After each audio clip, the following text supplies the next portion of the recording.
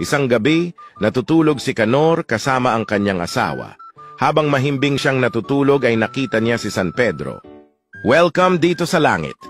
"Teka, patay na ba ako?" tanong ni Canor.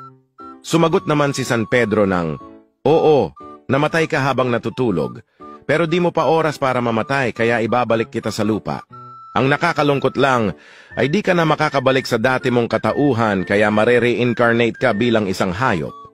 Biglang lumiwanag ang paligid at paggising ni Canor ay nasa kulungan na siya ng manok. Si Canor ay naging isang manok. "Oy, baguhan! Kailangan mo na mangitlog kundi kakatayin ka ng amo natin."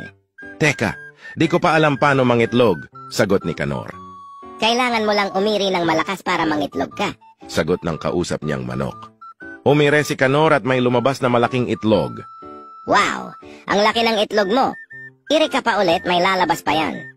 Umire ulit si Canor at may lumabas ulit na napakalaking itlog. Nagulat ang ibang mga manok. "Wow! Sobrang laki talaga ng mga itlog mo. Sige pa, umire ka pa, may lalabas pa yan." Umire ulit ng malakas si Canor at nagising siya sa suntok at sampal. "Walang hiya ka, Canor! Kadiri ka! Ba't ka tumatay sa kama?"